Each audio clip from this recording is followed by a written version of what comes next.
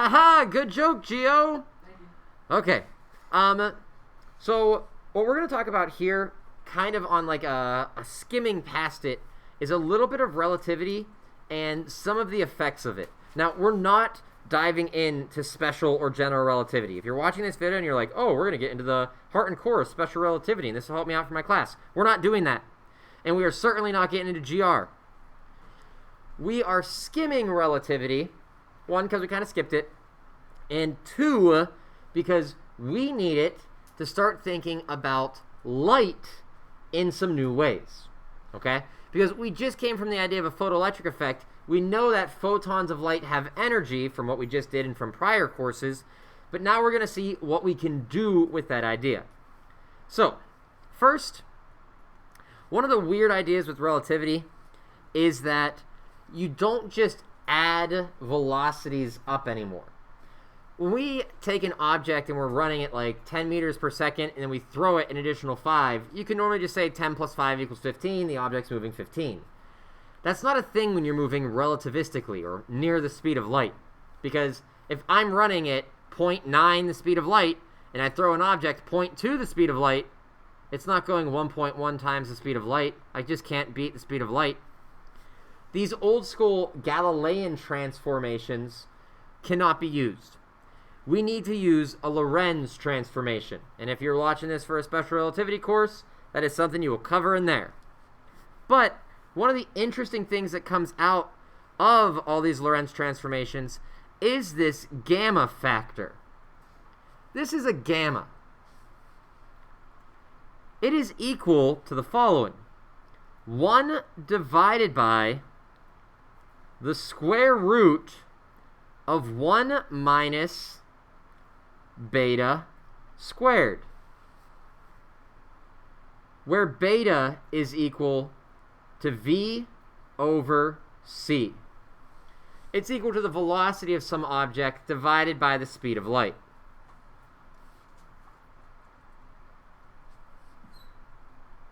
We're not going to get into how this gamma factor was derived, how to use it. It just is. Basically what it does, though, is it scales between 1 and infinity. And because of this, certain things are going to act differently at relativistic or very high speeds, near the speed of light. In general, some things that you might be aware of are things like time dilation, where the time is equal to this gamma factor multiplied by some observer time, or the proper time. Lengths can also be changed.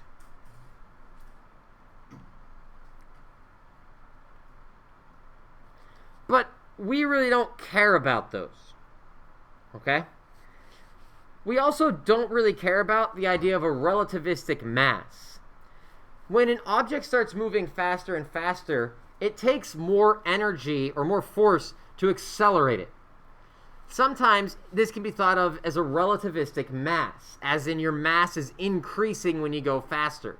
Now, that's not really true because, like, you're not becoming more massive. You're not eating cheeseburgers just because you're moving fast. But mathematically speaking, it's one way you can think about it. So this idea of a relativistic mass, once again, there's the gamma factor, and there's the true or the proper mass. We don't care about it. But what we do care about is a momentum. Because a momentum, we know, is a mass multiplied by a velocity.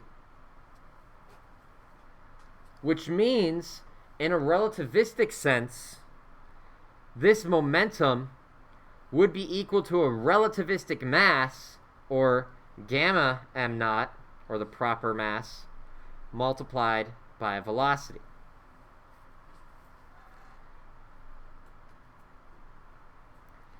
And this would imply that as your velocity gets closer and closer to the speed of light, your momentum is also increasing up to a value of infinity as you approach the speed of light. If you hit the speed of light, it would be infinity. There's a limit thing there. Cough, cough, calculus. Okay?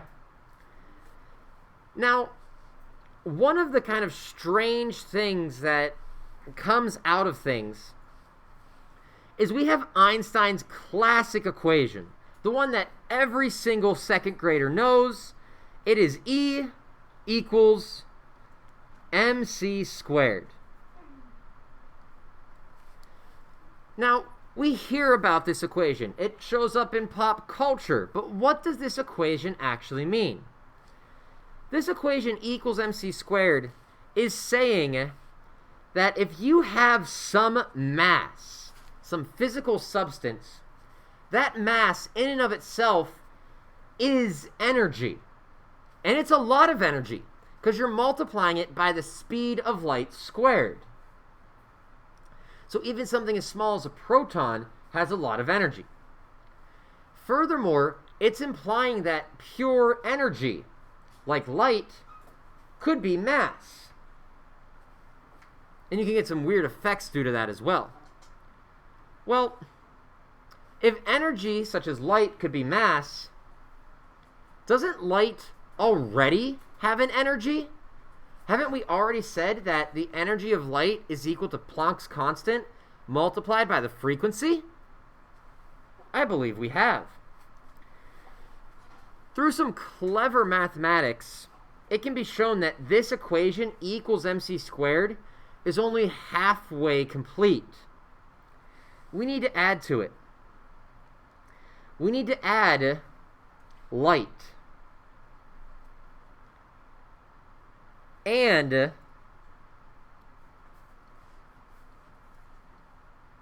all of these need to be squared. That is truly Einstein's equation. E squared equals the quantity mc squared squared plus the quantity pc squared, where that p is the momentum of light. This is the momentum of light.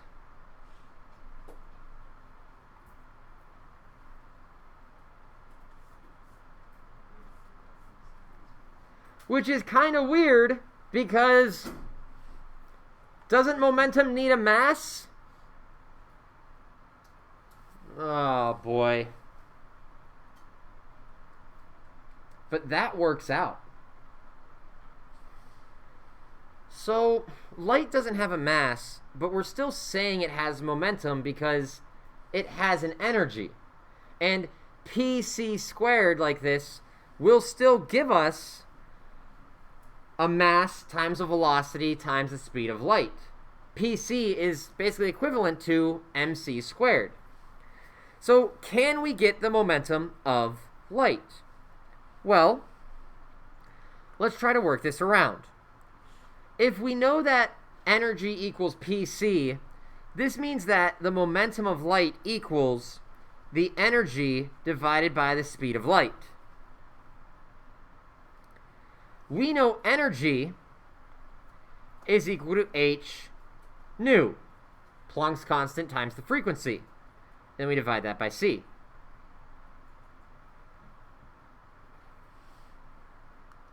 We know that h nu is equal to hc. hc over c is going to get rid of the c's, but then that hc over lambda is going to come in. So this is going to read as hc over c lambda. As we saw in our photoelectric examples, the c's go away, and what we have now is that the momentum of light is equal to Planck's constant divided by a wavelength.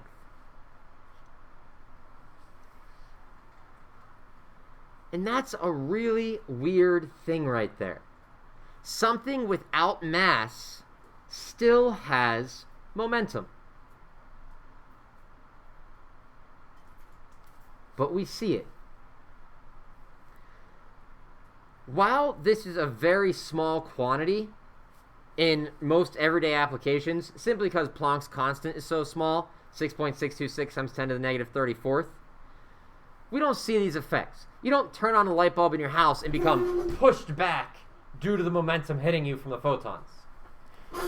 But there is momentum there.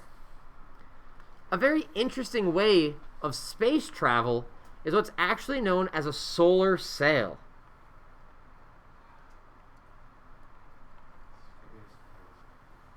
You could effectively become a space pirate. What you do with a solar sail is you unfurl a highly reflective surface that's hopefully very lightweight for your lightweight satellite or device. Then you allow the light from your nearby star, for us that would be our sun, to strike the sail. This will act as a solar wind and push you along as you transfer this momentum. It's better to reflect the light than it is just to absorb it, because you get double the momentum out. That's a physics 1 idea of bouncing a ball off the wall rather than it just hitting and sticking. So these solar sails can kind of push you around in your nearby regions, close to the star. They're somewhat ineffective, though, as you get further away from the star, because that light is spreading out. Your radius, your sphere that light encompasses is larger as you move farther away from it. So you're not getting as many photons to help you out for your solar sail. But it is an interesting idea nonetheless. And we see it just from E equals mc squared, which is really this newly defined equation. What we're going to see in our next video is the idea of if we have photons of light striking electrons in our salt plates or in a gas, 4 different things can happen. We'll talk about what those 4 different things are next time, but for right now, we are finished. And until then, adios, and take it easy.